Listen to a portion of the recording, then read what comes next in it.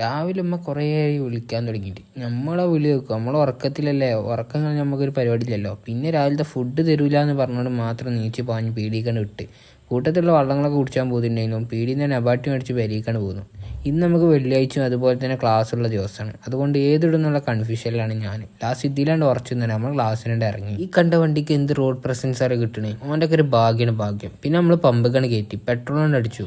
നമുക്ക് ക്ലാസ്സിനെടുത്തണ്ടേ. ഇവിടെ പണ്ടത്തെ മാതിരി ഒന്നും അറ്റൻഡൻസ് ഒന്നും ഇടാൻ ടീച്ചേഴ്സ് ഒന്നും ഉണ്ടാവില്ല. നമ്മൾ തന്നെ അറ്റൻഡൻസ് ഇടണം. പിന്നെ പള്ളിയൊക്കെ കഴിഞ്ഞാൽ നമ്മൾ നേരെ ഒരു ഹോട്ടലിലേക്കാണ് കയറി ഫുഡ് കഴിച്ചാൽ നമ്മൾ നേരെ പെരീക്കാണ് വിട്ട്. പോകേണ്ട അടിയിലാണ് ഈ പ്ലെയിന് പോകുന്നുണ്ട്. ഇത് നമുക്ക് ഓട്ടോറിക്ഷ മാതിരി കാണാൻ തുടങ്ങിയാണ്. ഇടയ്ക്കിടയ്ക്ക് ഇപ്പോൾ കാണലുണ്ട് ഈ ക്ലാസ്സിന് മുമ്പ്. ഇതാ പിന്നെയും നേപ്പാളികളൊക്കെ ഒരു വൈബൊക്കെ നിങ്ങളെ എന്തിനെ പോലെയൊക്കെ വന്നുകണേ. ഇവിടെയൊക്കെ എന്താ കാണാനുള്ളത്. ഇന്നെ പെരക്കാരും കുട്ടിയാണ് നേരെ സൂപ്പർ മാർക്കറ്റിൽ കണ്ട് വിട്ട്. അഞ്ചെനിക്ക് എപ്പോഴുള്ള പരിപാടിയാണ് ഇന്നെങ്ങനെ വെറുതെ ചൊറപ്പിച്ചല്.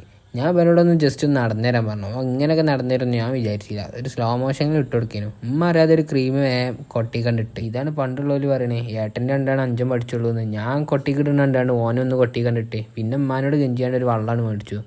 വള്ളം വലിയ കുഴപ്പമൊന്നും ഇല്ലെങ്കിലും എനിക്ക് വലിയ ഇഷ്ടപ്പെട്ടില്ല. അങ്ങനെ ആവശ്യമുള്ളത് ആവശ്യമില്ലാത്ത സാധനങ്ങളൊക്കെ മേടിച്ചുകൊണ്ട് ബില്ലാക്കാനാണ് കൊടുത്തു. നമ്മൾ കൂട്ടത്തിൽ നമുക്കൊരു കൂപ്പണുകളാണ് കിട്ടി. ഭാഗ്യം ഉണ്ടെങ്കിൽ ഈ ബൈക്ക് അമ്മക്കാണ് കിട്ടും. ഭാഗ്യമില്ല എന്നാലും പോരാണ് പോന്നോട്ടെ. അങ്ങനെ ആ പരിപാടിയാണ് തീർത്തുണ്ട്. ചെങ്ങായിന് കുട്ടിയാണ് നമ്മളെ നേരെ വേറെ അങ്ങാൻ്റെ വീട്ടിൽ കണ്ട് പോയി. ഞമ്മാണ്ട് പറ്റിച്ചു പറഞ്ഞാണ്ട് പറ്റിച്ചു. ഈ ഷർട്ട് നിങ്ങൾ എവിടെയും കണ്ടിട്ടുണ്ടാവും. എനിക്കറിയാം, ഞാൻ രാവിലെ സ്ഥിരിട്ടാണ്. ഈ ചെങ്ങായി അപ്പം തന്നെ പെരിയിൽ നിന്നാണ് മാട്ടിക്കൊണ്ട് എന്താ പനൊക്കെ പറയാം. മറ്റം പോസ്റ്റാക്കി. പിന്നെ വേറെ അടുത്തന്നെ ഷർട്ട് മേടിച്ചാണ് നമ്മൾ നേരെ പെരിയിക്കാണ്ട് പോന്നു. പെരിയിലെത്തിയപ്പോൾ ഉമ്മ അമ്മോട് പറയാതെ ബർഗറൊക്കെ മേടിച്ചു വെച്ചു.